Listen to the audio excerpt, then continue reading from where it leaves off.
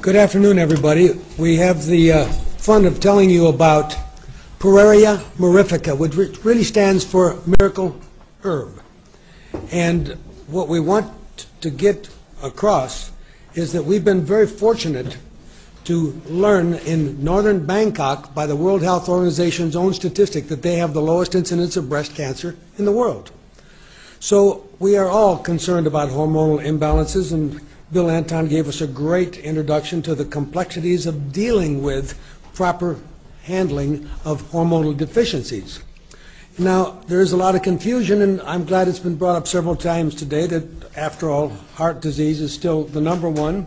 And way down there we have things like ovarian cancer, and breast cancer is nowhere near as big a contributor to death yet.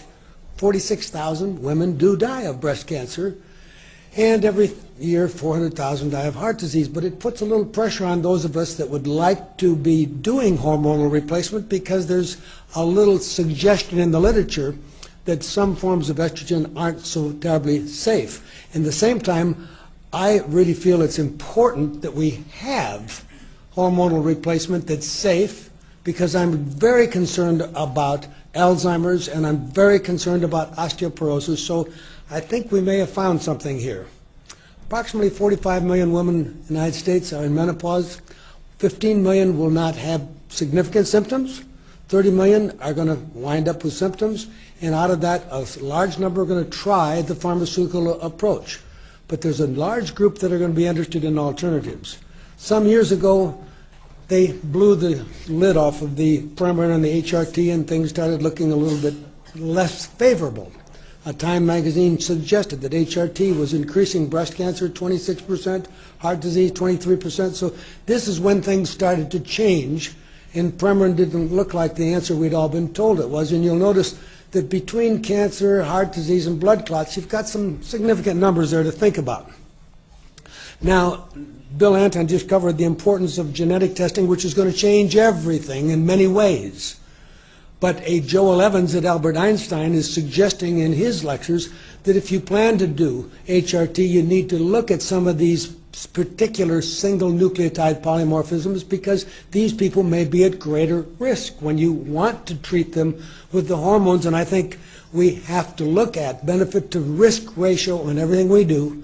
But with 5% of people walking around with things like Leiden disease, it's important to think about blood clotting being one piece of this puzzle of dealing with both heart disease and the hormone replacement.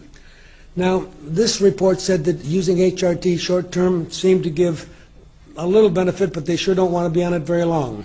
Then another report comes out and says, well, yeah, but it's not going to have so many increases in heart attacks, but it will definitely contribute to more thromboembolism. So I have become very interested in the whole story of blood clotting.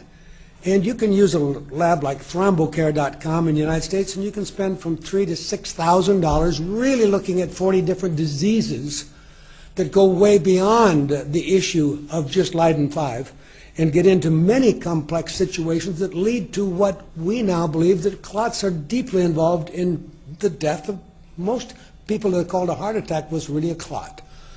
And so venous thromboembolism is an area that we need to be aware of. And when we get into the risk for cardiovascular disease, obviously you're going to move then into an area of selective estrogen receptor modulators. And I'm bringing that up because when we start talking about estrogen, we're going to have to bring up the whole topic of estrogen receptors.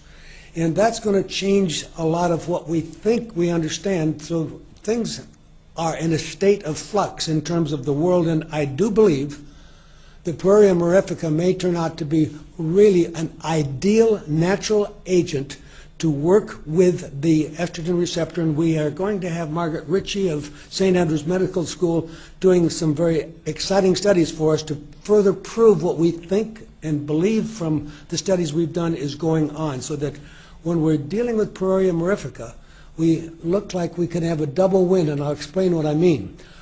I'm still, as I said, very worried about osteoporosis. Although estrogen is not indicated for primary prevention of osteoporosis, it should be considered for any postmenopausal woman that's at risk of osteoporosis. Well, they say that's 1 out of 2.